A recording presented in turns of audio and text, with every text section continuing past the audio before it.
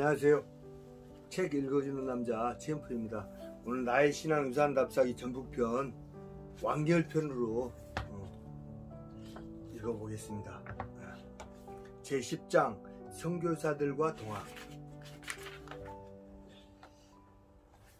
동학운동은 처음에는 1894년 고종 31년 2월 10일 엄동설안의 고부군수 조병갑의 지나친 가렴주구에 항거하는 광범위한 농민층의 분노가 폭발한 작은 밀란에서 시작하였다.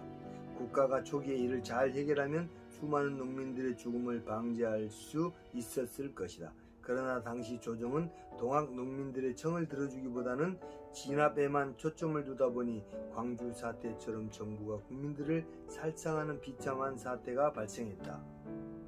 광주 항쟁은 동학혁명에 이은 우리 민족의 또 하나의 비극이었다. 우리 민족은 죽어서 말했던 것이다. 당시 조정은 청일까지 끌어들여 동일한 민족을 살상하는 어처구니 없는 사태가 발생했다. 신라의 나당연합군의 고구려와 백제진압, 고구려의 여몽연합군의 삼별초 진압, 조선의 청일연합군으로 동학진압, 소련을 통한 남한의 살상은 우리나라의 슬픈 역사이다. 호남은 피와 한의 땅.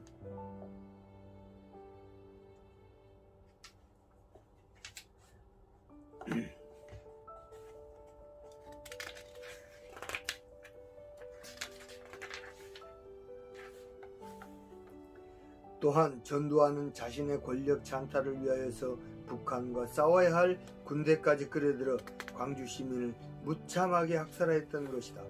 공통적으로 희생의 대상이 된 것은 호남인들이었다. 그러므로 호남은 피의 땅이고 한의 땅이다.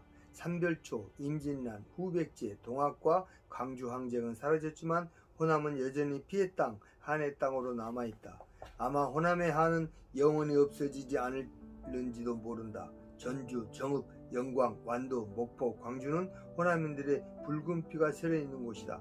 나주, 강진, 화순, 보길도 등은 유배의 한이 서려있고 영광은 순교의 한이 서려있는 지역이다. 순천과 여수는 반란의 한이 서려있다. 반란군을 진압한다고 하면서 2400여 명이나 되는 민간인을 무참히 학살했다. 이처럼 호남은 피와 한의 땅이다. 한의 종교 동학은 종교로서 출발했지만 사회적 경제적인 이유로 인해 동학의 실천으로서 탐관 우리의 숙청, 동학 농민군의 참정권 요구, 양반 토호들의 타막 배격, 토지 재분배의 요구, 노비 해방 등 반봉건적 개혁 요구와 일본 세력의 배격 등 1884년 갑신정변 때의 개혁 정강보다도 더 큰 혁신적인 주장을 했다. 하나의 종교가 민족운동으로서 승격을 한 것이다. 결국 동학 농민항쟁은 1년 만에 전쟁에서 패배하여 해산되었지만 우리 시대의 동학이 주는 영향은 너무나도 크다. 농민들의 한이 표출된 운동이었다. 동학은 한국민족주의 운동으로서 반외세 반봉건적 운동이다. 척 외양이를 강하게 부르짖은 것을 볼 때 대외의 저항 정신이 강하고 대내적으로는 신분적 평등을 요구하는 폐정개혁 12개조에서는 근대적 성격도 나타난다. 그러나 동학혁명은 너무나도 많은 살상 피해를 냈다. 이처럼 동학은 서세 동점으로 위기의식이 고조되었을 때 나름대로 근대화로 나아가려는 일종의 위기적 상황에 능동적으로 대처하려는 종교를 기반으로 한 호국운동이었다. 그래서 한국 사람들에게 동학은 친숙하다. 성과는 거두지 못하고 실패로 끝났지만 민족의 가슴을 여미게 하는 민족의 정신이 살아있는 민중운동이었다. 이러한 동학운동은 3.1운동, 광주 민주항쟁으로 이어진다. 그렇다면 동학항쟁에 대해서 당시 개신교 선교사들은 이러한 사태를 어떻게 관찰했는지 지켜보는 것도 의미심장한 일일 것이다. 호남에는 남장로교 출신 전킨 1865년부터 1908년까지 생존, 선교사가 동학난이 발생하기 1년 전 1893년에 호남 지방을 중심으로 선교 활동을 했고 1894년 동학 농민전쟁으로 서울로 임시 철수하였고 1896년부터 군산과 전주를 중심으로 활발한 선교활동을 하였다. 전킨 선교사는 외국 선교사들이 조선을 세계에 알리기 위해 발행한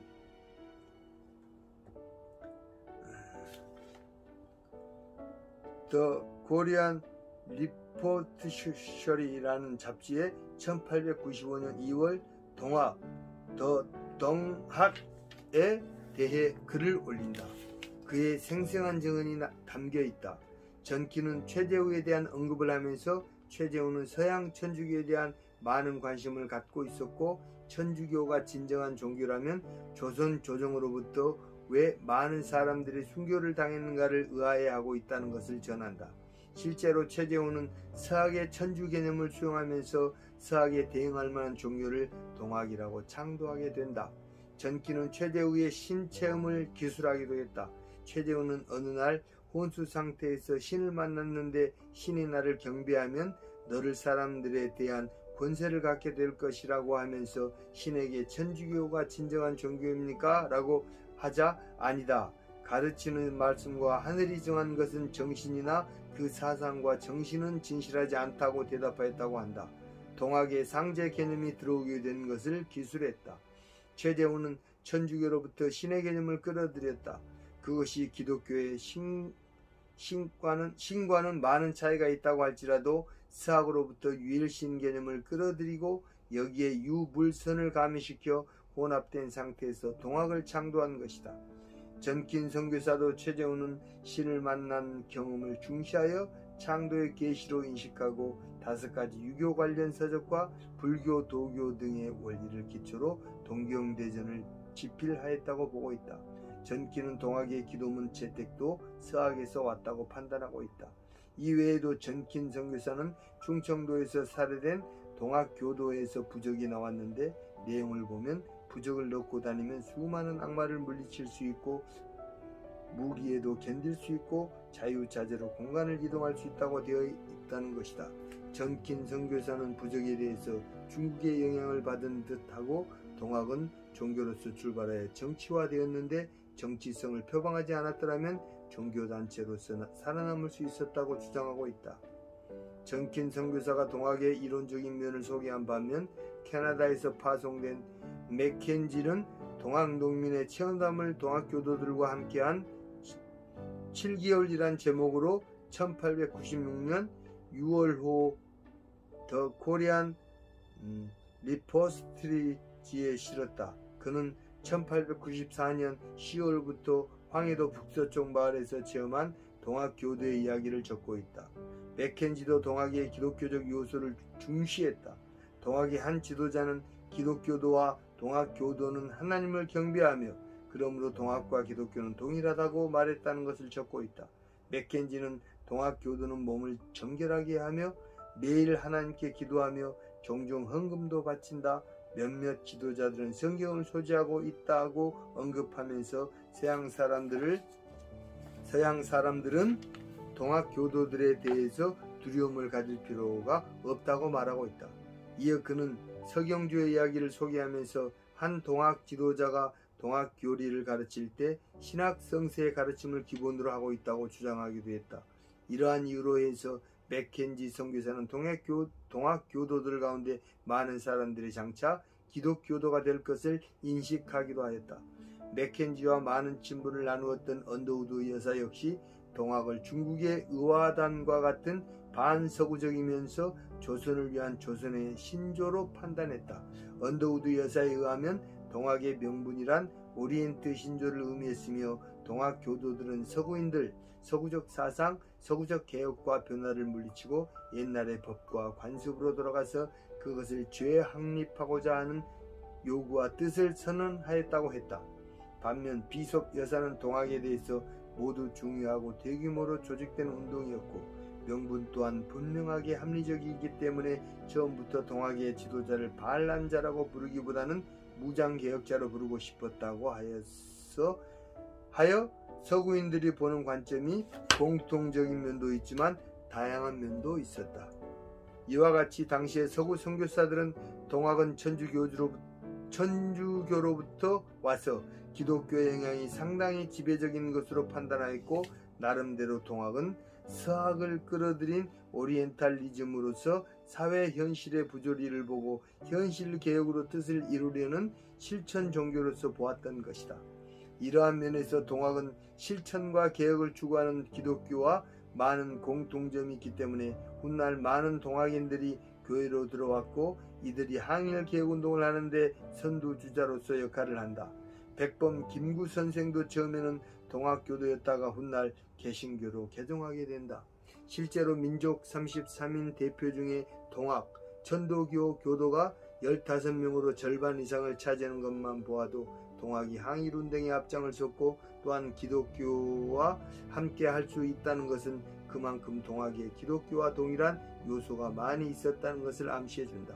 그러나 보온집회 1893년 4월, 보온집회와 금구집회 1893년 4월에서 동학은 첫 외양위를 내세웠고, 동학 교도들은 서학과 일본 상인들이 한반도에 침투하는 것을 우려했다. 서학의 범주는 기독교까지 포함하고 있었다. 이제 서양 오랑캐 학문이 우리나라에 들어오고 외추의 독이 외진에 넘쳤나니 망극하기 그지없으며, 흉악한 역도의 무리들이 서울에서 일어나니 이는 저희가 절치부심하는 일입니다. 심지어는 외국의 상인들이 각 항구에 들어와 무역의 이익을 독차지하고 전국을 탕갈시키고 있으니 백성들은 지탱하기 어렵습니다. 1893년 3월 동학교도들은 서울의 외국인 학당과 교회 등의 척양 내용의 방문을 붙이기도 했다. 1893년 3월 31일 미국 북장로교 선교사 기퍼드의 학당문에 예수교 배척 방문을 붙이기도 했고, 미국 감리교 선교사 존스의 집에는 목사는 퇴거하라는 방문을 붙이기도 했다. 전주에서 선교사들이 동학교도들을 만나면서 위협을 느낀 것은 사실이지만, 동학교도들이 천주교에 대한 경우와는 달리 개신교에 대해서 직접적으로 공격한 적은 없었다. 서울에 머문 선교사들의 노력으로 예수교는 천주교와 다르다는 것을 인식시켰기 때문에 일부 몰지각한 동학교도들 이외의 대부분 동학교도들은 예수교를 공격하지는 않았다. 전봉준조차 도는 다르나 청외 곧 항일 저항을 위해서는 신교가 비록 다를지라도 우리는 합심의 성업에 전진할지라고 하여 예수교의 적외성이 강력하였다는 것을 깨달았던 것이다.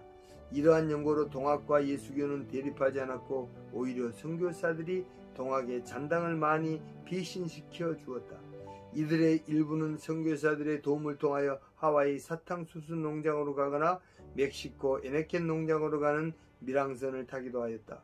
동학의 정신은 일제시대에는 항일혁명으로, 쿠바에서는 사회주의 혁명으로, 군사정부에 대해서는 반독재로 투쟁을 하게 되어 호남정신의 일부가 되었다.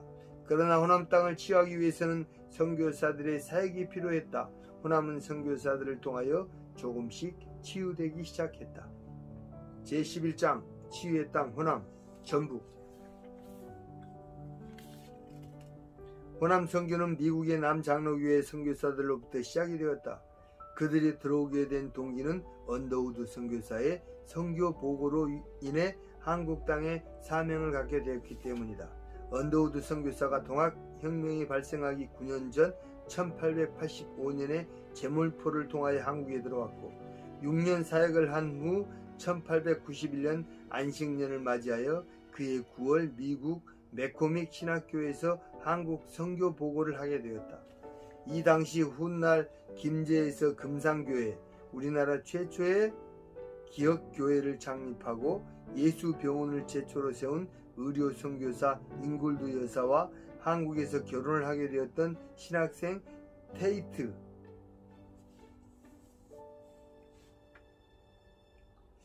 레위스 보이드 테이트가 매코믹 신학교에서 언더우드의 강연을 듣고 감동을 받게 되었다.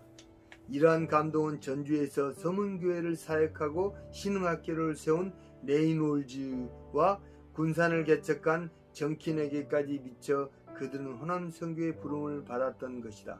예수의 행진은 이들을 통하여 호남에서 이어져 갔다. 남장로 교회의 선교사들은 예수의 정신을 전북에서 현실화시켰다. 그들은 교회를 개척하고 병원을 세우고 학교를 설립하는 등 호남의 근대화 바람을 불게 하였다. 레이놀즈는 1892년 더 미셔너리라는 저널에 우리는 왜 한국에 가기를 원하는가라는 글을 싣기도 하였다. 호남 선교 시작. 이들 외에 매티, 볼링, 레이번, 데이비스 등 4명의 여선교사도 동참을 하여 한국에 오게 되었다. 이들은 7인의 선발대 세븐 포너럴스라고 불리기도 했다. 이들은 신학교를 졸업하고 안수를 받아 1892년 11월 3일 제몰포항에 도착했다. 장신대를 설립한 마펫이 이들을 환영하였다. 이들은 서울에서 10개월 동안 한글을 배우고 1893년 9월에 전주로 내려왔다.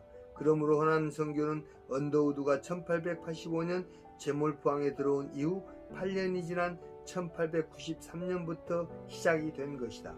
이와 같이 7인의 선교사들은 세문안교회를 설립한 언더우드의 강연을 듣고 감명을 받아 1893년부터 호남 선교를 개척하게 되었다.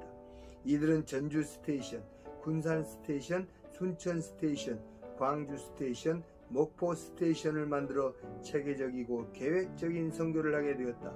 이들을 통하여 호남 행전이 시작되었던 것이다. 즉 예수의 행전이 호남에서 시작되었다. 서울로 컴백. 호남 지방을 선교하기 전에 레이놀즈와 드류 선교사는 동학혁명이 발생하던 해 1894년 3월 28일부터 5월 12일까지 약 45일간 호남 전 지역을 답사하였다. 신체 위협이 느낄 정도로 쉽지 않은 답사였다. 훗날 미국인 선교사 드류, 한국 이름 유대모, 1859년부터 1924년 생존. 유대모는 동학이 끝난 이후 전킨과 함께 군산에서 의료와 교육 활동으로 지역의 근대화에 크게 공헌한다. 당시 고종이 개항을 하기는 하였으나 서구에 대한 배타적 감정이 있고 선교를 하기는 쉽지 않았는데 설상가상으로 동학난까지 발생한 것이다. 선교사들은 김제 정읍 고창을 돌면서 선교를 하였으나 동학혁명이 발생하였던 시기인 만큼 동학의 척외 운동으로 인하여 선교는 쉽지 않았다.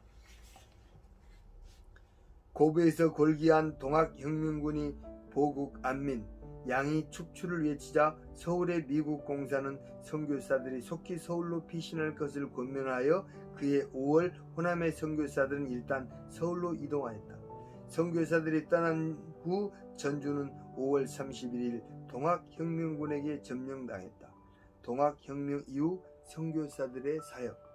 동학농민운동은 1894년 2월 10일 발생하여서 1895년 4월에 지도자들이 모두 처형되면서 끝나고 만다. 선교사들이 호남을 답사할 때는 동학군이 광군에 승리하면서 기세가 당당했을 때이다. 전주에 있었던 선교사들은 미국 공사의 요청을 듣고 대부분 5월에 서울로 이동하였다가 다시 12월에 전주에서 사역을 시작하였다. 12월에 사역을 시작하게 된 이유는 동학이 일본군과 광군에 패하여 종말을 보였기 때문이다. 동학 농민들이 10월 말을 전후하여 전라도 삼례역에 모인 수는 11만에 가까웠다. 한 달이 지난 11월 하순에 이르러서는 전봉준이 거느리는 동학 농민군이 광군의 근거지인 공주를 향하여 진격하였으나 상당수가 이탈하여 북상한 수는 겨우 1만여 명밖에 되지 않았다.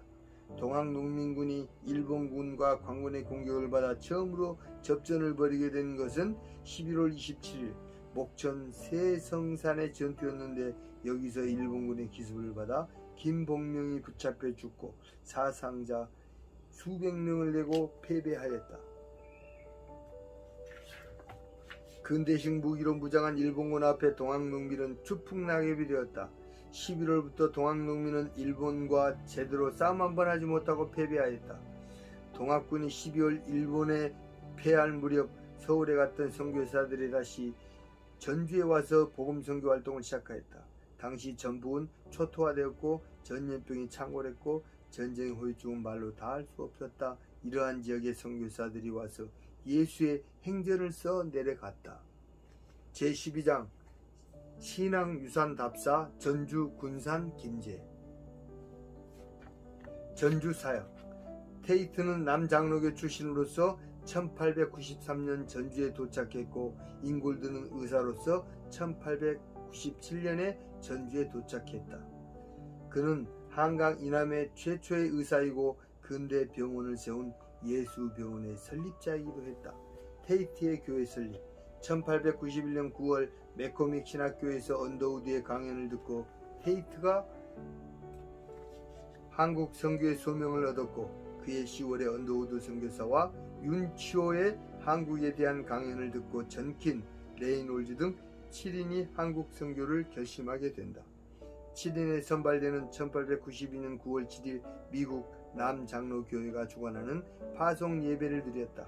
한 달이 지나 데이비스 양은 1892년 10월 17일 제물포에 상륙했고 나머지 6인은 11월 3일 제물포에 상륙했다. 테이트와 전킨 선교사가 한국에 온 지 11개월이 지난 1893년 9월에 서울에서 257km나 떨어진 전주 지방을 답사하게 된다. 동학혁명이 발발하기 전이었다. 이들은 1891년 전주에 미리 와 있었던 프랑스인 천주교 보둔의 신부로부터 한국 사람들과 교제할 때 필요한 조언을 받기도 했다. 테이트와 전킨 선교사는 서울로 돌아와 전주 선교에 대한 답사와 선교 여행에 대해 보고했다. 1893년 11월에 다시 테이트 선교사는 전주에 돌아와서 정혜원이 사는 은송리 집에 머물렀다가 서울로 올라갔다. 당시 전주는 동학교도들의 움직임으로 무언가 전쟁이 일어날 것 같은 상황으로 민심이 흉흉했다. 그래서 선교사들은 본인들이 직접 선교하기 어렵다고 판단, 자신들의 어학선생 정혜원을 미리 파송해서 전도를 하게끔 했던 것이다. 당시 레이놀즈 선교사는 1893년에 정혜원을 전주에 미리 파송을 했고 정혜원은 완산 및 은송리에 예배 초소를 마련하고 복음 전파를 시작했다. 전주 최초의 교회는 은송리에서 시작되었다. 테이트는 동학혁명이 발생하는 해인 1894년 3월 24일 두 번째 다시 전주로 와서 정혜원의 집에 머물면서 5월까지 답사 여행을 했다. 정혜원은 미리 전도를 하고 있었다. 전도를 받은 4명의 사람들이 찾아왔고 첫 예배를 드릴 때는 5명에서 8명이 함께 찾아와서 예배를 드렸다. 이것이 서문교회의 시작이었다.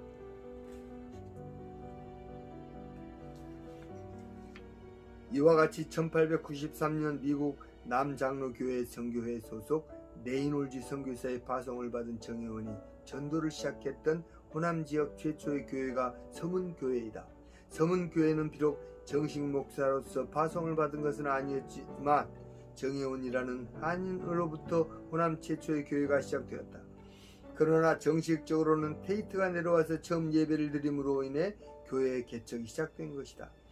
1893년 9월 테이트 목사가 부임하여 1897년까지 담임을 하고 잉골드 선교사는 1898년부터 의료 선교를 시작했고 1907년 테이트와 결혼을 하게 된다. 1897년에는 레이놀즈 목사가 부임하여 1904년까지 7년간 목회를 한다. 레이놀즈 신흥학교 시작. 목회를 하면서 레이놀즈는 1900년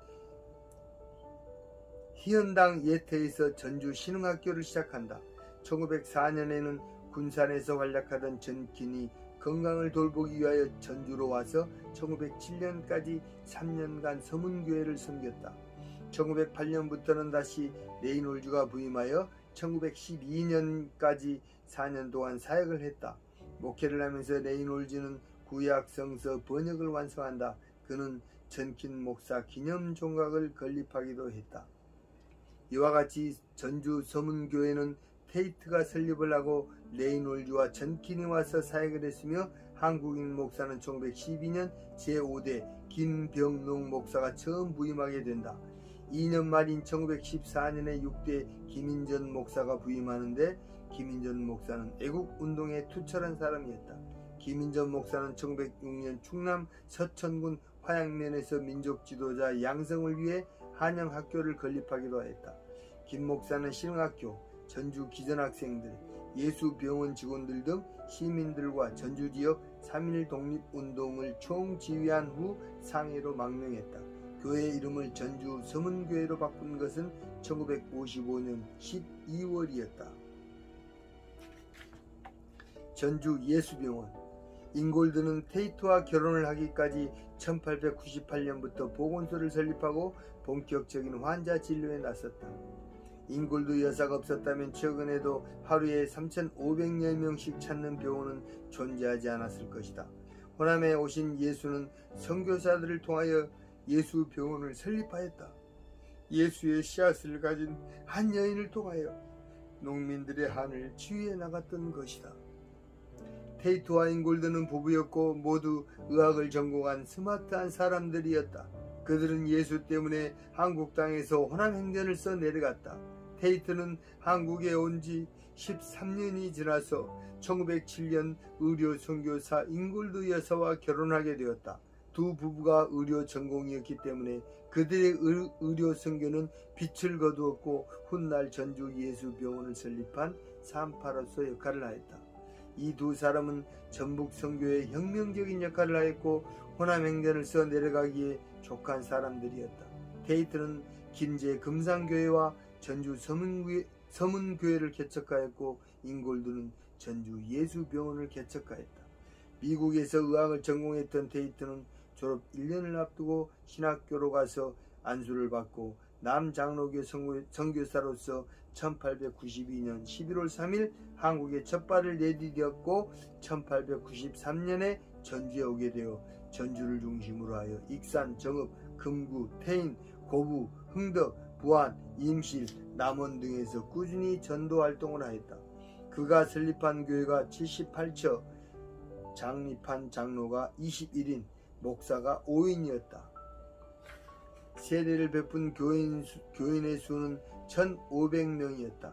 테이트 선교사는 1997년 7월 18일 전라북도 문화재 자료 제136호로 지정된 기역자형 교회 건물을 1908년 4월 지역 주민의 도움을 받아 건립하기도 하였다. 잉골드의 의료사역. 테이트의 아내 잉골드는 1897년 남장로교로부터 의료 선교사로 임명을 받아 전주에 도착하여 1898년부터 의료 선교 사역을 시작했다. 잉골드는 노스캐롤라이나 볼티모어 여자의과대학을 수석으로 졸업했다. 그녀는 동학이 끝난 이후 1898년 11월부터 28년 동안 전주에서 의료 활동을 하였고 예수병원의 일대 원장이기도 했다. 그녀는 말을 타고 왕진을 하기도 했지만 사역을 마치고 귀국하여 따뜻한 플로리다주 템파에서 소천했다. 잉골드 여사는 1902년 보고서에 의하면 6개월 반 동안 1586명을 진료한다. 그녀의 일기를 보면 당시 한인들의 의료 상황을 잘 드러내주고 있다. 동학이 휩쓸고 간 지 3년 후 동학의 후유증을 치료했던 것이다. 그녀는 늘 한복을 입고 진료했다. 1899년 12월 14일 그녀는 일기에서 태어난 지 3일 된 아이가 아프자 미라처럼 묶어두는 것이 이 지역의 관습이라고 하면서 아이를 여러 개의 끈으로 꽁꽁 묶어서 데려왔다고 했다. 1900년 2월의 일기에 의하면 한 여인이 팔 아래 거대한 종기가 난 3달 된 아기를 데리고 왔다고 하면서 그 이유는 아이가 태어난 후 너무 빨리 사람들이 방 안으로 들어와서 아기의 출산을 관장하는 귀신이 화가 나서 그렇게 됐다고 썼다. 1901년 4월 2일 일기에 의하면 4개월 된 아이의 눈이 멀었다. 그 이유는 얼굴에 습진이 났는데 비소가루를 바르다가 그만 비소가루가 눈에 들어가서 눈이 멀었다고 했다. 1903년 10월 14일 일기에 의하면 왼쪽 손 중지가 잘려 관절만 남은 여성에게 물으니 콜레라에 걸린 남편을 위해 중지를 잘라서 피를 마시게 했지만 결국 남편은 죽었다고 했다. 1903년 10월 17일 일기에서는 시력을 잃은 환자에게 시력을 잃게 된 이유에 대해서 물으니 어렸을 때 천연두에 걸렸는데 이웃 사람이 물고기와 보드나무를 같이 넣어 끓인 물을 주어서 그걸 먹고 눈이 멀었다고 했다. 1903년 10월 25일 일기에서는 눈에 왕겨만한 크기의 가시 3개가 박힌 한 소년이 왔는데 눈이 멀었다는 것이다. 소년은 자신을 진료소에 데려다 줄 사람이 없었다고 말했다는 것이다. 1903년 12월 12일의 일기에 의하면 거의 죽어가는 여인을 데리고 왔는데 그녀는 집을 버리고 나가 다른 집으로 간 남편 때문에 집 귀신이 노해서 병이 난 것이라고 했다는 것이다. 많은 사람이 미신에 사로잡혀 있고 잘못된 처방이나 관습에 의해 치명적인 중병을 앓았던 것이다. 마치 아프리카 원주민들이 서구의 의사에게 말하는 것 같았다. 미개의 그 자체였다. 1904년 3월 26일 일기에 의하면 젊은 엄마가 손목에 특이한 상처가 생긴 아이를 데리고 왔는데 상처 자리에 빨간 모반이 있어 이유를 물은즉 어떤 사람이 엄마가 매일 핥으면 없어진다고 해서 매일 정성을 다해 모반의 피부가 벗겨질 때까지 핥았다는 것이다. 1904년 4월 8일 일기에 의하면 한 환자가 모든 약을 바르고 문질러야 하는 결론을 내렸다고 했다. 그래서 처참한 결과를 가져왔다는 것이다. 잉골드 여사는 1903년 10월 3일부터 1904년 4월 30일까지 병원 방문객이 2107명, 병원 환자 수 67명, 왕진 106회, 입원 환자 52명이라고 했다. 잉골드 여사의 예수 사랑의 씨앗이 굴지의 병원을 설립하도록 했던 것이다. 예수 병원은 선교사들의 전적인 헌신에 의해 큰 결실을 거둔 병원이다. 더 이상 미신적인 진료는 없었고 임상경험의 데이터와 과학적인 진료에 의해서 병을 치유해 나갔던 것이다. 호남의 많은 사람들이 선교사가 세운 예수 병원을 통하여 새 생명을 찾게 되었다. 잉골들은 샤머니즘과 미신, 잘못된 관습에 사로잡힌 사람들에게 그리스도의 정신을 갖고 한 명씩 치료해주면서 선교사들을 통하여 예수의 행전을 이어갔던 것이다. 전주 예수병원 박물관에 가면 잉골드의 유품인 블라우스, 구두, 성경과 사진이 있다. 그러나 그녀는 수많은 사람들을 살렸지만 그녀의 자녀는 살리지 못했다. 그녀의 딸은 1910년 9월 15일 한 번의 빛도 보지 못하고 사산에서 예수병원 선교사의 묘역에 잠자고 있었다. 윌리엄 클라크 선교사의 아들도 1912년 12월 3일 태어나 1914년 5월 20일까지 2년간 살다가 풍토병으로 소천했다. 전키는 부인 레이번 사이에 4자녀를 가졌지만 세 아들이 호남 땅에서 풍토병 때문에 사망했다. 딸만 살아남았다. 그들은 모두 예수병원 묘역에 묻혀있다. 전킨의 큰아들 교지는 1893년 4월 23일에 출생하였는데 1년 7개월 만인 1894년 11월 30일에 사망했고 1899년 1월 8일에는 둘째 아들 시드니를 낳았는데 같은 해 3월 17일 2달 만에 사망했다. 다시 1903년 4월 3일 세 번째 아들 프란시스를 낳았는데 생후 20일 만에 사망하게 된다. 세 아들이 모두 한국 땅에서 풍토병을 이기지 못하여 사망했다. 그들은 모두 예수병원 묘지에 묻혀있다. 전키는 1907년 폐렴에 걸린 뒤 1908년 1월 2일에 43세 젊은 나이로 호남에 잠들었다.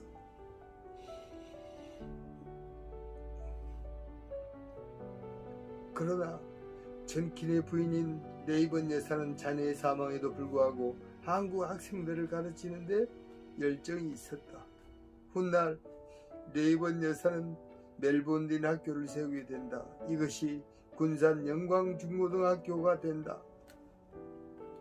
영광학교는 레이번 여사의 정신을 잇고자 학교 내 믿음관을 세워 선교사의 정신을 기념하고 있었다.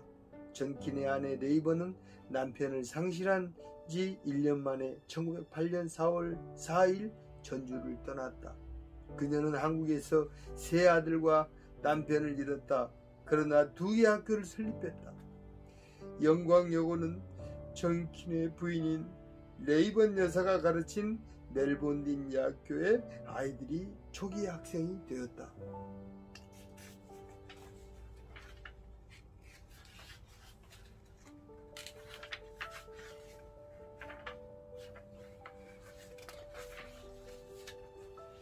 군산 선교의 대부였던 정킨은 말을 타고 다니면서 전도에 열중이었다. 구암교회를 개척하고 아내는 영명학교, 지금의 군산제1고, 멜본딘 학교, 지금의 영광여고의 개척자가 되었다. 정킨의 하나 남은 딸을 통한 외손자가 다시 할아버지처럼 선교사가 되어 정킨의 사역을 잇는다. 윌리엄 데이빗 레이놀즈, 한국명 이눌서, 테이트와 잉골드 부부 이외의 호남 선교의 영향력을 강력하게 행사한 사람은 고전어 능력과 번역이 뛰어난 평양신학교 교수이며 1906년 3월부터 1907년 8월까지 게일 목사가 안식년으로 강단을 비우게 됨에 따라 대신 연동교회 강단을 맡은 레이놀즈였다. 전주 서문교회를 사역할 때도 많은 부흥을 가져왔을 정도로 그는 설교와 번역에 뛰어난 사람이었다. 그는 연동교회에서 임지 재임 동안 교인들 가슴에 이름표를 붙이도록 해 600여 명 교인들의 이름을 모두 외울 정도로 천재적인 사람이었다.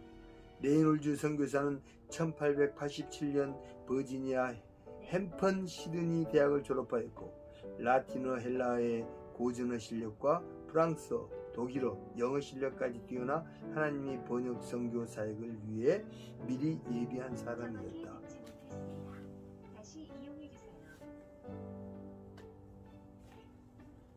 그는 초등학교 교장을 하다가 리치몬드의 유니온 신학교를 졸업하고 테네시주 내슈빌에서 안식년으로 귀국한 북장로교 소속 언더우드의 강의를 듣고 한국 선교의 소명을 받아 7인의 개척자들과 함께 1892년 11월 3일 한국에 도착해서 한국어를 배우고 번역 사업에 충실하여 1910년에 출판된 최초의 한글 구약 성경의 번역 작업을 주도하기도 하였다.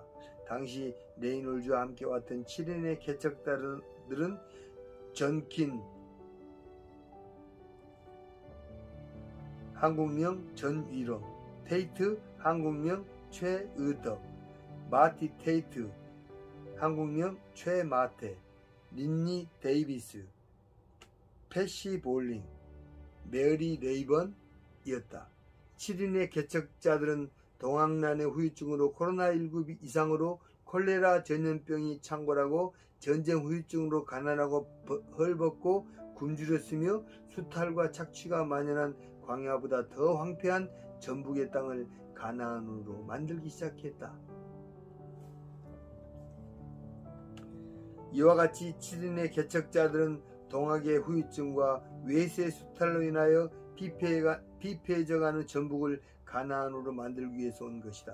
그는 예수 대신 예수의 사절로서 울퉁불퉁한 호남의 땅을 평평하게 만들기 위해서 왔다. 즉 예수의 씨앗을 뿌려 싹을 내고 열매를 맺게 하려고 동방박사들처럼 별을 보고 별이 머문 호남에 온 것이다.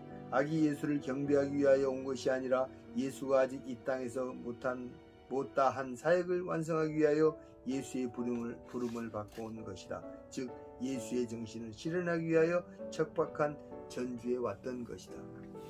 레이놀즈는 호남을 가나안 땅으로 만들기 위하여 1892년 말에는 호남 선교를 위해 충남 지역을 답사했고 1894년 3월에 의료 선교사인 드류와 함께 군산에 도착해서 말을 타고 전주, 김제, 영광, 한평, 무안, 우수영, 순천, 좌수영 등지를 순방하면서 복음을 전했다.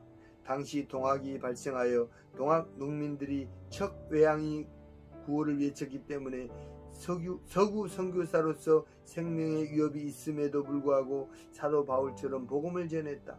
그는 1897년 3월 27일에 뒤늦게 도착한 두류 의사와 함께 전라도 일대를 탐험하면서 전라도 여행기를 남기기도 했다. 그는 낮에는 발로 복음을 전하기도 하였고 밤에는 성경을 번역하고 책을 썼다. 7인의 개척자 중에 학문적 소양이 가장 뛰어났고 한국어 실력이 제일 좋아서 북장로교와 감리교가 공동으로 수행하는 성서 번역 사업에 공헌하여 1910년에 출판된 최초의 한글 구약 성경의 번역 작업을 주도하기도 하였다. 교육 활동으로는 조선 예수교 장로회 신학교에서 1917년부터 1937년까지 어학교사 및 조직 신학교수로 재직하였고 기독교 최초의 저널인 신학진함의 편집인 등으로도 활동하기도 하였다. 이론과 실천에 뛰어난 호남의 사도 바울이었던 것이다. 1937년 신사참배로 평양신학교가 폐쇄되자 한국에서 그의 사역도 막을 내렸다. 미국에 머물면서 한국에 1950년 6월 6.25 전쟁이 발생한 지 1년이 지난 1951년 미국 노스캐롤라이나 선교사 휴양지인 몬트리에서 여성을 보내다가 소천했다.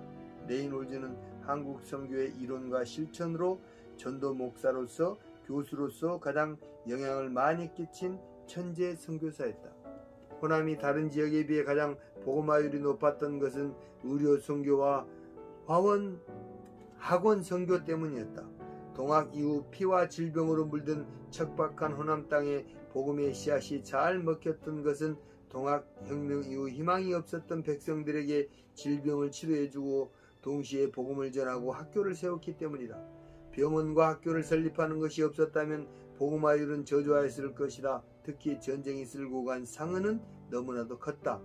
마침 동학혁명 이후 선교사들이 호남 땅에 내려와 치유하면서 선교를 한 것이 민중들의 관심을 끌기에 충분했다. 기전대학. 정킨 부인은 전주 기전여학교를 세우기도 하였다. 기전대학의 이름은 정킨을 기념한다는 뜻에서 나온 것이다. 현재는 전주 기전대학으로 발전하였다. 신흥학교.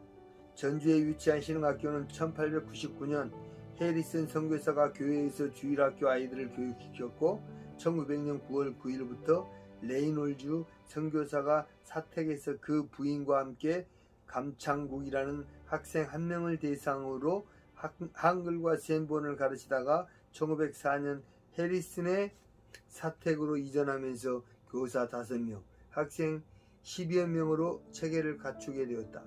해리슨이 초대 교장이었다. 1908년에는 선교사 니스벳이 해리슨에 이어 2대 교장이 되었고 하나님을 알고 믿으며 사람을 사랑함으로써 사회와 국가의 바람직한 기독인을 교육함을 목적으로 학교 건물을 짓고 교명을 예수교 학교라 하였고 얼마 안 가서 니스벳은 예수학교를 신흥학교로 개칭하였다. 1909년에 보통과 5년제 제1회 졸업생 5명을 배출하고 가을에 벽돌 양옥 2층 80평을 건축한다. 1911년 6월에는 레이놀즈가 3대 교장으로 취임한다. 당시 교사로는 해리슨 부인과 훗날 교단을 탈퇴하여 자유교회를 설립한 최중진 외 김명식, 김필수 등이 맡았다. 학교 건물을 위해 후원한 리처드슨 여사를 위한 리처드슨 홀도 있다. 1928년 6월 20일 3층으로 미국식 겹벽돌 건물로 지어진 리처드슨 홀의 현관이다. 리처드슨 홀은 본관으로 사용되다가 1982년 9월 10일 화재로 본관이 소실되었다.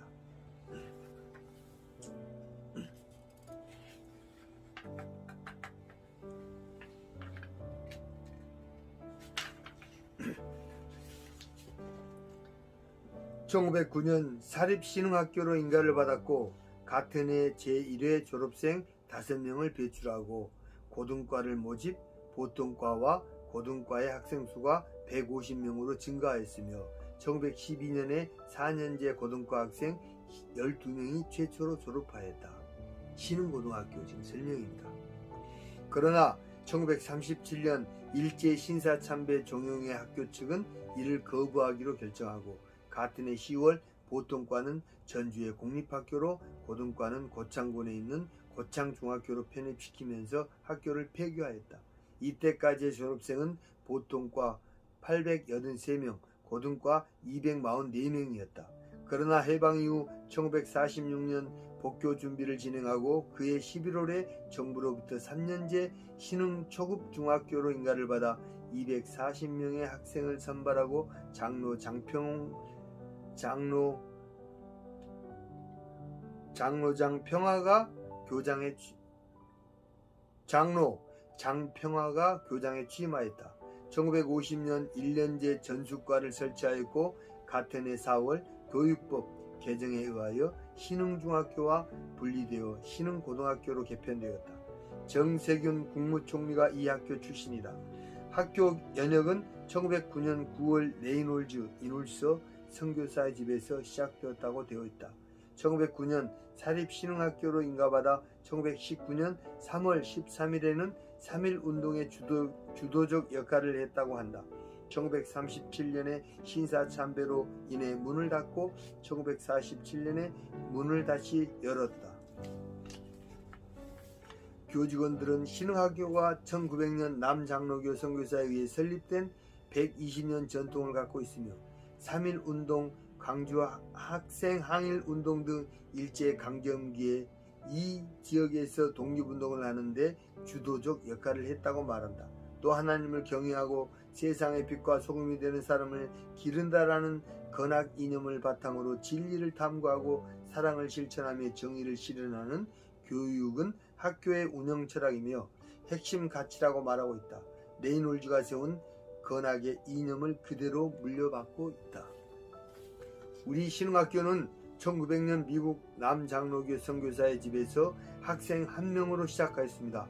일찍이 신흥학교가 세워진 사마제는 1700년경 전라감사 김시걸이 신학문을 연 희연당 터이기도 합니다. 그렇다면 우리 신흥학교는 120년이 아니라 320년 역사의 학교, 우리 민족의 역사를 고스란히 간직하고 있는 호남의 최초의 학교라 할 수 있습니다. 우리 학교는 한말의 국권회복운동과 3.1운동, 광주 학생항일운동 등 일제강점기 이 지역에서 독립운동을 하는데 주도적 역할을 하였으며 일제민족 말살정책과 신사참배를 거부한 폐교선언, 그리고 해방 후 군부 독재에 항거한 5.27 신흥민주화운동 등 정의로운 정신과 실천이 지금도 면면히 신흥인의 가슴속에 이어지고 있습니다. 하나님을 경외하고 세상의 빛과 소금이 되는 사람을 기른다라는 건학 이념을 바탕으로 진리를 탐구하고 사랑을 실천하며 정의를 실현하는 교육은 학교의 운영 철학이며 핵심 가치입니다. 학교를 구성하는 교직원과 학생들은 서로를 신뢰하며 배우고 가르치는 일에 열심을 다하고 있습니다. 교직원은 학생들의 삶을 세워주고 학부모들은 이를 지지해주며 5만여 동문들은 멘토가 되어 후원하고 격려하고 이끌어줍니다. 신흥학교 홈페이지. 군산사역 전킨과 드류. 초대교회에 바울과 바나바가 있었다면 군산성교회는 전킨과 드류가 있었다. 전킨은 1865년 버지니아 크리스천 버그에서 판사의 아들로 태어나 워싱턴 대학과 리치몬드 유니온 신학대학원을 졸업하고 레이놀즈와 함께 1891년 전국 신학교 해외 선교연합회의 내시빌 집회에서 언더우드의 강연을 듣고 선교사가 되기로 결심했다. 미국 남장로교회로부터 파송을 받아 한국 파송 7인의 선발대로서 1892년 11월 3일 테이트 레이놀즈와 함께 한국에 상륙했다. 동료 선교사 테이트는 전주에서 선교를 하고 전키는 1896년 2월에 군산에 선교지부를 설치하고 전도한 교인들과 함께 자신의 집에서 예배를 시작하여 군산 구암교회와 개복교회를 개척하였다. 전킨이 설교하고 드류는 의술을 베풀었다. 전라도 선교 25주년 예배록을 보면 동학혁명으로 인하여 그에 이사하지 못하고 1896년 2월에 전 목사의 온 가족이 경성에서 이사해 오고 유대모 드류 씨의 가족은 2달 후에 와서 자기 사랑의 진료소를 열고 환자를 진찰함으로 인심을 얻었으며 진찰 시에 기다리는 환자에게 전 목사가 전도하며 자기 집 사랑에 오는 손님을 대접하며 주일이면 예배를 인도하였습니다. 라고 되어 있다. 당시 두류 의사의 진료소에 환자들이 몰려들면 전킨 선교사는 이들에게 쪽복음을 전했다. 해리슨 선교사 의사는 당시 군산의 사람들에 대하여 사람들은 무식하고 미신적이었으며 남자들은 술고래였고 노름을 했다. 여자들은 잘 싸우고 샤머니즘을 숭배했다. 그럼에도 불구하고 외국인 선교사들에게 마음에서 우러나는 환영을 했다. 외국인 부인은 공적인 장소에 나타날 때마다 큰 구경거리였고 많은 군중들이 몰려왔다고 했다. 전킨과 두루가 군산에 내려갔을 때 군산은 집이 100가구밖에 되지를 않았으나 주일마다 약 40여 명의 신도들이 모였다. 전킨이 개척한 개벽교회에서 전킨은 최초로 김복래와 송영도 형제에게 세례를 주었고 차일선 형제는 당시 믿음의 결단을 하고 자신의 집을 예배 처소로 헌납하기도 하였다. 전킨의 새로운 집은 1899년 12월 21일에 완성되면서 군산교회는 없어지게 되고 전킨 사랑에서 예배를 드리는 국말교회, 구암교회의 시대가 열리게 되었다. 군산 구암교회는 구암동산에 자리잡은 미국 남장로교 군산선교부의 전킨, 한국명 전위렴, 드류, 한국명 유대모 선교사에 의해 설립된 교회이다. 구암교회는 일제강점기였던 1919년 서울 파고다공원에서 3.1 독립만세 운동이 일어난 나흘 뒤인 3월 5일 한강 이남 최초로 항일 독립만세 운동이 시작된 항일운동의 역사적 장소이다. 3.5 만세운동은 전킨 선교사 부부가 설립한 구암동산에 있던 영명학교 교사와 학생들, 멜본딘 여학교 학생들과 구암교회 교인들이 중심이 되었다. 기독교는 전봉준이 판단했던 것처럼 처음부터 항일운동에 앞장섰다. 국말 예수병원, 사무원, 주민 등이 합세해 총 28회의 항일 시위를 벌이다 사망 53명, 실종 72명 등 희생자가 발생했다. 군산 사람들은 예수의 이름으로 독립을 하고자 순교의 정신으로 투쟁하였던 것이다. 초가집교회는 세월이 흐르면서 군산 3.1운동 기념비가 있는 역사적 교회로 변모하였다. 선교사들이 뿌린 선교의 씨앗들이 교회를 통하여 헌암을 치유하는 교육과 병원을 꽃피우게 되었다. 1899년 가을에 부울 목사가 부임해 오면서 구암교회는 1900년 봄에 95명이 세례를 받을 정도로 급성장했다.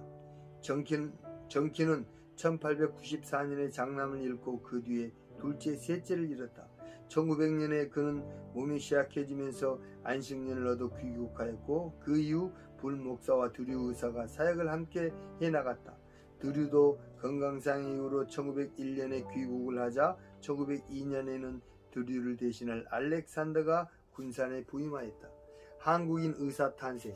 알렉산더는 군산에 도착하자마자 아버지가 소천하는 바람에 다시 귀국했고 대신 불목사의 의학생이었던 오궁선을 미국으로 데려다 루이빌 대학에서 의학 공부를 시켜서 한국인 최초의 피부과 의학 박사가 되게 했다.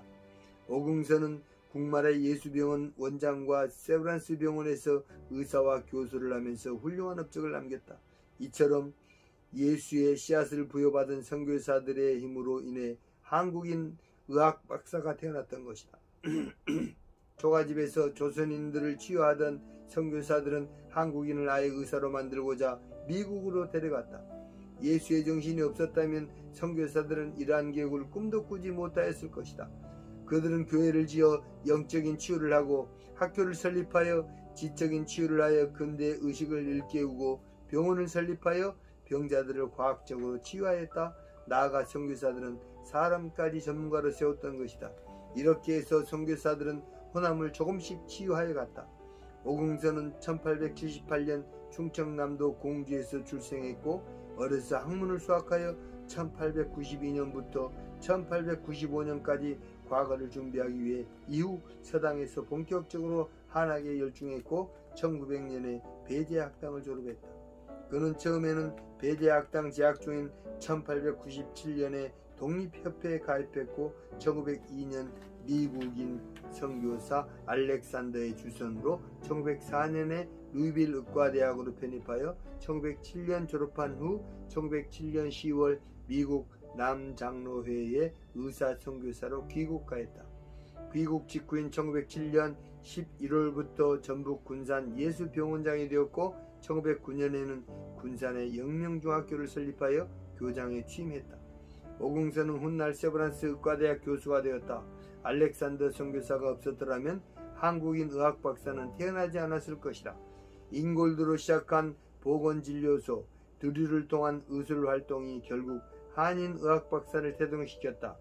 선교사들의 힘으로 인해 서양 의술을 전공한 한인 의학 박사가 태어나게 된 것이다. 우리나라 최초의 미국 의사는 1892년 조지 워싱턴 의대를 졸업한 서재필 1864년부터 1951년까지 생존 서재필이다. 두 번째 의사는 1900년 볼티모어 여자의대를 졸업한 김점동, 미국식 이름 박에스더 1879년부터 1910년까지 생존으로 그는 최초의 여의사이기도 하다. 김점동은 1877년 서울에서 김홍택의 셋째 딸로 태어났고 김홍택은 아펜젤러와 미국 선교사들의 고용인이라 서양 문물에 빨리 눈을 떠 딸을 이화학당에 입학시켰다. 김점동은 미국 선교사 스크랜튼이 세운 이화학당을 다니면서 로제타라는 여의사의 통역을 맡아 서양 의사가 얹혀인 소녀를 수술을 하여 고쳐내는 것을 보면서 15세에 유학을 결심하게 된다. 선교사들은 한인들이 서양 의술을 배울 수 있도록 길을 열어주었다. 세 번째가 1907년 루이빌 의대를 나온 오긍선 1878년부터 1963년까지 생존인데 그는 조선인 최초의 피부과 의사이며 최초의 세브란스 의전 교장이었다. 근대 의학의 선구자인 지석영과 조선의학계의 대부로 불린 오긍선이 망우리공원에 함께 묻혀있다. 결국 서울에서는 로제타 여사의 힘으로 전북에서는 전킨과 드류의 선교 열정으로 미국 남장로교 파송 선교사를 길러냈던 것이다. 전킨 부부의 학교 설립, 영명학교, 지금의 군산 제1고등학교. 전킨은 교회 설립 이외에도 1902년부터 자신의 초가집 사랑에서 학생을 모집하여 신교육을 펼쳤다. 이것이 영명학교의 시작이었고 군산 제1고등학교로 발전하였다. 군산 제1고등학교는 연역의 전킨 선교사가 학교의 설립자라고 기재하고 있다. 군산 제1고등학교 사이트에 들어가면 본교의 전신이 영명학교라고 적혀있다. 본교는 1903년 2월 미국 예수교 남장로회 선교회에서 4년제 고등고와 2년제 특별과 병설인가를 받아 개교하였습니다.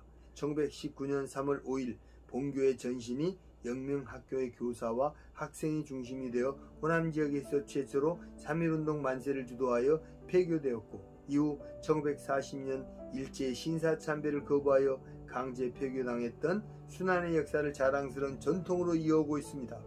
1975년 10월 2일 고 고판남 이사장님의 남다른 교육열과 인재 양성의 숭고한 정신을 받들어 군산 제1고등학교로 개명하여 지금까지 30여 년 동안 수많은 인재를 양성해 오고 있는 이 지역의 명문 학교입니다. 이 학교의 건학 이념은 영명학교의 정신을 이어받아 기업의 이윤을 사회에 환원하여 이 지방의 인재를 발굴 육성한다. 3.1운동 독립운동을 계승할 민족 주체의식이 강한 한국인을 육성한다. 국가와 민족, 나아가 인류 발전에 이바지할 더불어 사는 위대한 사랑의 실천자를 육성한다. 이다.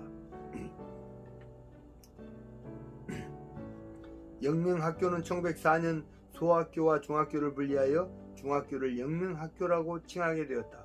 1909년 특별과와 고등과를 병설하고 군산 영명학교로 인가를 받았다. 많은 학생들이 신교육을 배우고자 영명학교로 몰려들었고 군산의 3.1운동이라고 말하는 1919년 3월 5일에는 영명학교의 교사와 학생이 중심이 되어서 만세운동을 주도하였다. 신교육을 받자 학생들은 항일의식이 깨어나 외세로부터 주권을 회복하고자 항일운동을 하고 1940년에는 일본의 신사참배 강요를 거부하며 자진 폐교하였다. 당시 대한예수교 장로회는 1938년 27차 총회 때 신사참배를 허락하였다. 어린 학생들보다 못한 비애국적이며 비굴한 행동을 하였다. 이와 같이 영명학교가 근대화 교육으로 인해 학생들의 의식이 깨어나 제국주의의 식민지 정복과 반외세에 대한 저항의식이 싹 트면서 일제는 위협을 받기 시작했다. 전봉주는 개신교는 일제에 대한 항일의식을 갖고 강력하게 투쟁하는 것을 예측하였다. 그런 의미에서 동학과 개신교는 서로 대립할 이유가 없었던 것이다. 민족대표 33인도 동학, 천도교, 동학이 15인, 기독교인이 16인을 차지하였다. 이러한 면에서 동학과 개신교의 공통점은 강력한 항일의식을 갖고 있었다. 1940년에 자진 폐교했던 영명학교는 일제로부터 1945년 해방된 이후 1952년에 대한예수교 장로회 군산노회에 의해서 군산영명고등학교로 복교되었다. 이후 1965년 4월 21일 야간부와 영광여자중고등학교, 당시 멜볼딘 여중고가 분리 독립하여 이전하였다. 재정난 등의 어려움을 겪던 기독교계 영명학교는 1975년에 군산지역의 기업가인 고 판남이 인수하여 교명을 군산제일고등학교로 바꾸고 학교를 일신하여 오늘날까지 군산지역의 고등학생들의 교육을 담당하고 있다.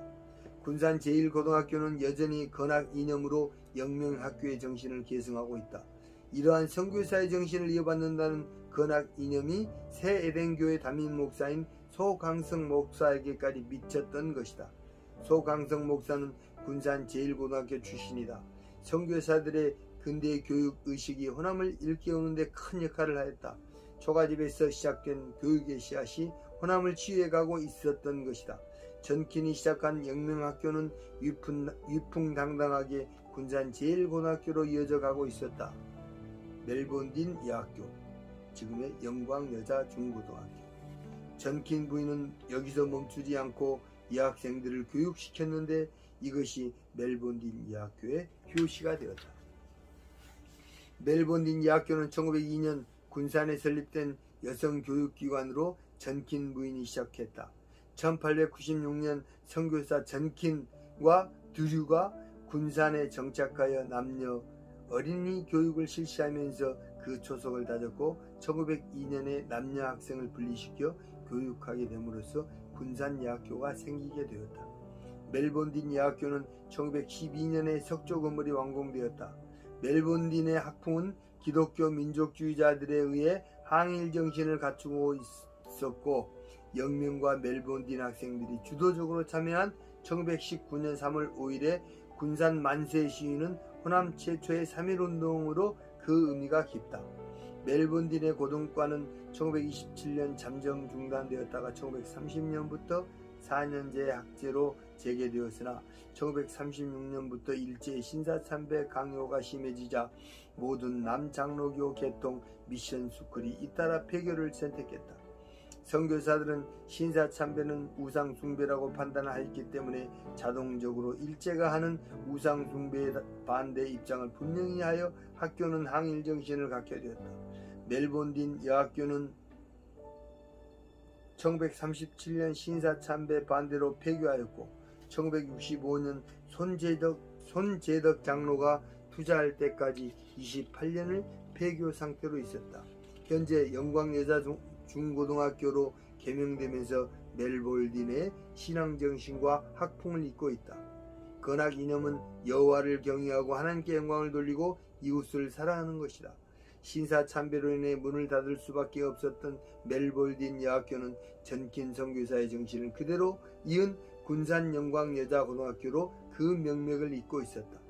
이처럼 부름받은 선교사들은 시간이 나면 전도에서 교회를 세우고 교회에 온 사람들을 치료하기 위해 진료소를 세운 곳이 오늘날 대형 병원으로 발전하였고 나아가 근대학교를 설립하여 많은 학자들과 항일 운동가들을 배출시켰던 것이다.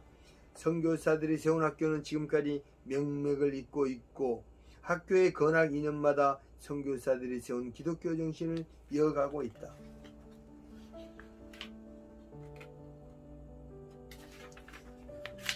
김제사역. 테이트 선교사가 선교활동을 하면서 조덕삼, 이자익, 박화서, 왕순칠 등을 만나 전도하고 조덕삼의 사랑지에서 예배를 드림으로써 금상교회의 기틀을 마련하였다. 금상교회는 우리나라 최초의 기역자 교회였다. 익산 두동에 가도 기역자 교회를 볼 수 있다. 금상교회는 마부였던 이자익이 2대 목사가 되었다. 그는 대한예수교 장로의 18, 33, 34대 총회장이 되고 대전신학교를 세운 전설적인 인물이었다. 당시 주인이었던 조덕삼은 장로가 되어 이자익 담임 목사를 잘 섬긴 사람으로 유명했다. 이자익의 손자는 이규환 장로로 훗날 연변과기대 교수가 되었고 조덕삼 장로의 손자는 조세영 국회의원이 되었다. 대전신학대학교에 이자익 목사 기념관이 있다. 2005년 4월 19일 행사가 열렸는데 400여 명의 내분이 참석했다. 이 중에 이자익 목사의 손자 이규환 장로, 대덕연구원, 공학박사, 중국 연변과기대 교수와 조덕삼 장로의 손자 조세형 전 국회의원, 주일대사 역임 장로가 참석해서 축사를 했다. 이규환 장로는 인사말을 맡았다. 여기서 이규환 장로는 조세형 장로에게 허리를 숙여 깍듯하게 인사를 하면서 우리 할아버지께서 주인을 잘 만났습니다. 만약에 우리 할아버지께서 주인을 잘못 만났다면 오늘날 우리도 없고 우리 할아버지도 안 계십니다라고 조덕삼 장로에 대한 존경을 표한 뒤 그때 가서 우리 할아버지의 후손들은 할아버지 업적만 자랑해서는 안 됩니다라고 해 사람들의 관심을 끌었다. 이규환 장로는 연변과기대에서 사역을 하다가 얼마 전에 암으로 세상을 떠났다.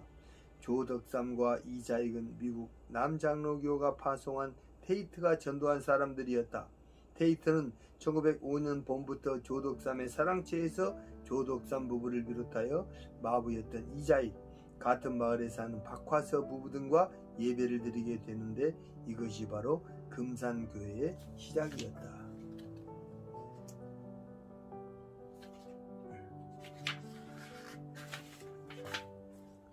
마치는 글.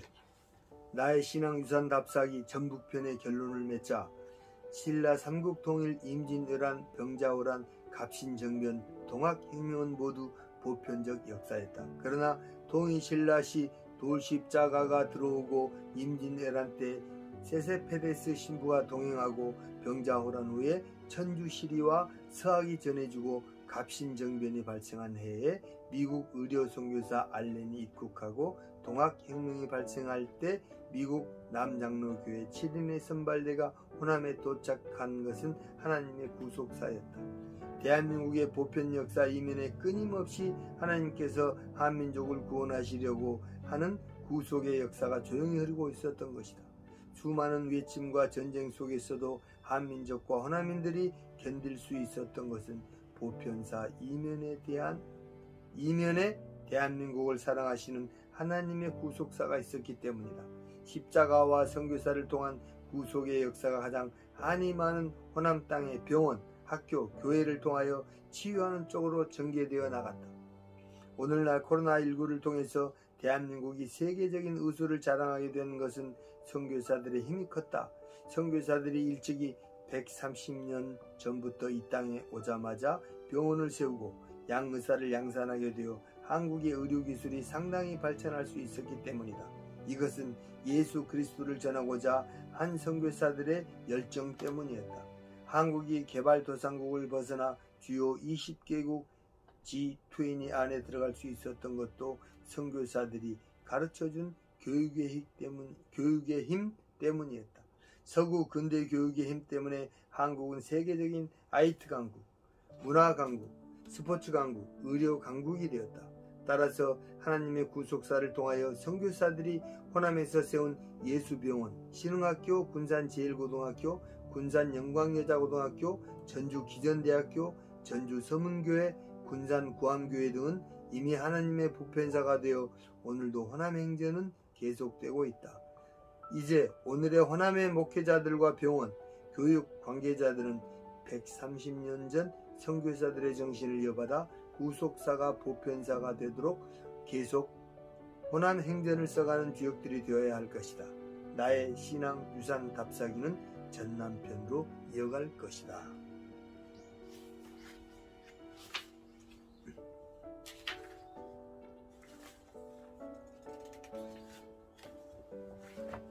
이렇게 해서 나의 신앙 유산 답사기 전북편, 오늘도 완결편으로 책 읽기 마쳤습니다. 챔프의 책 읽는 남자, 책 읽어주는 남자 챔프, 하나님께 감사 기도 드리고 모두 마쳐보겠습니다. 하나님 감사합니다. 하나님께서 또 이렇게 좋은 책을 또 이렇게 최창호 집사에게 선물하여 주시고, 이렇게 또 이 책 읽어주기를 통하여서 많은 사람들에게 이 책을 또 알리게 해주신 아버지 하나님께 진심으로 감사드립니다. 하나님 아버지여, 이제 이 책을 마쳤지만 또 더 좋은 또 다른 책으로 주 하나님께서 맞아주실 것을 믿습니다. 하나님께서 늘 또 도와주시고, 주님께서 늘 최창호 집사를 이끌어 주시고, 최창호 집사 어디에 있든지 하나님을 닮아가는 삶, 예수님을 닮아가는 삶을 살아갈 수 있도록 주님께서 인도하여 주시옵소서. 영광 되시고 은혜 되시는 예수님의 이름으로 감사 기도드립니다. 아멘.